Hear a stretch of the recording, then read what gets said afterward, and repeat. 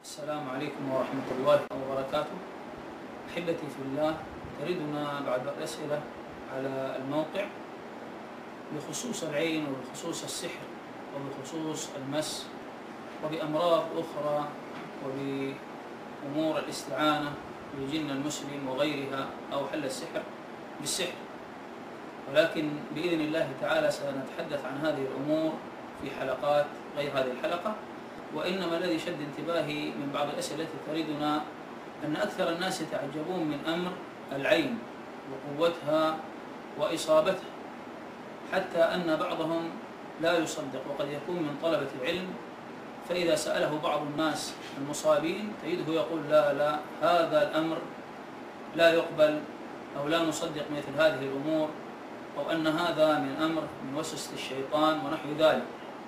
ولكن حينما تأتينا الإصابات من أطباء وتأتينا من مهندسين ومن استشاريين ومن ناس عقلاء وفضلاء، بل ومن مشايخ ومن طلبة علم قد أصيبوا بهذه العين، وكل واحد منهم يقص علينا قصة حتى نحن عندما نسمعها نتعجب من هذه القصص. ولكن أختصر في قصة من القصص وقعت لأحد الإخوة من غير هذه البلاد. هذه القصة لا أقول وقعت في مكان يعني فيه معصية لله سبحانه وتعالى، لا، وإنما وقعت لهذا الشاب في بيت الله الحرام في مكة المكرمة في داخل المسجد الحرام.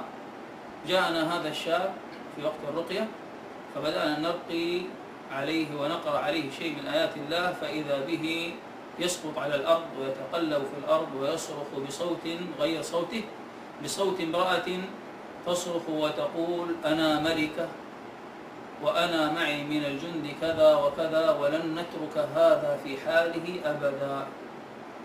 فما أن انتهينا من القراءة فبدأت أسأل عن حال هذا الشاب ماذا حدث له، فبدأ والده يقص علينا قصة من أعجب القصص.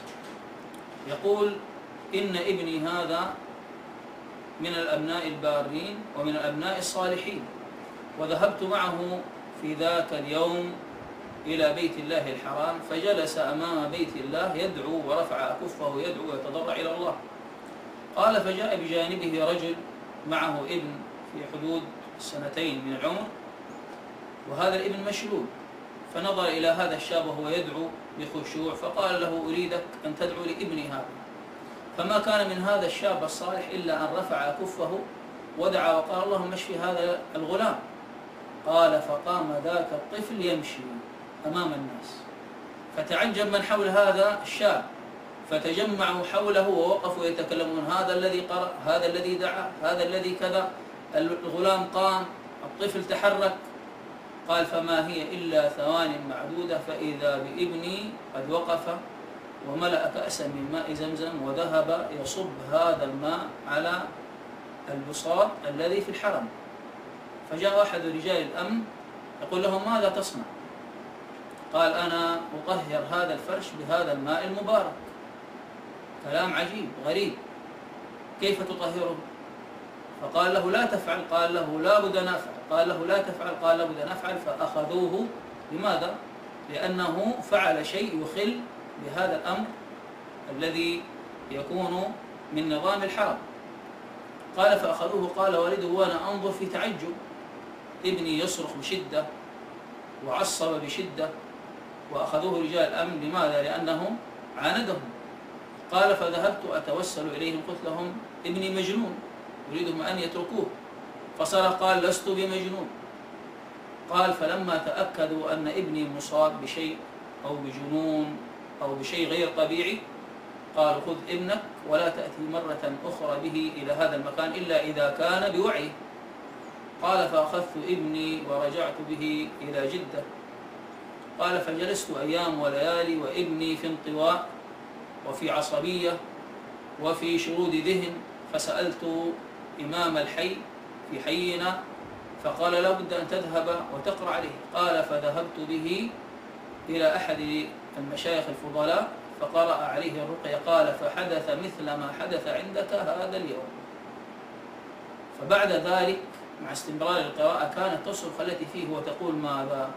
تقول هذا لأنه مجاب الدعوة وأصيب بتلك الأعين نحن دخلنا ولا بد أن ندمر مثل هذا حتى لا ينفع المسلمين بدعائه. وبقي ذلك الشاب وذلك الفتى في العلاج ما يقارب 6 أشهر أو 7 أشهر، عانى فيها معاناة شديدة وبذل فيها وسعه وطاقته في الدعاء والتضرع إلى الله وقراءة سورة البقرة وغيرها والذهاب إلى بيت الله الحرام والتضرع والدعاء حتى شفاه الله. المقصد والخلاصة من هذه القصة أننا نتعجب من أمر العين، فالعين تقع في أي مكان وتقع من أي شخص وتقع على أي شخص، فقد وقعت للصحابة ومن الصحابة وقعت من أنفسهم، فليس هناك ما يمنع من وقوعها وإن كان في مثل بيت الله الحرام. وهناك قصص مثل هذه القصص ولا يتسع الوقت الآن لسرد هذه القصص، ولكن لنا لقاء آخر، والسلام عليكم ورحمة الله وبركاته.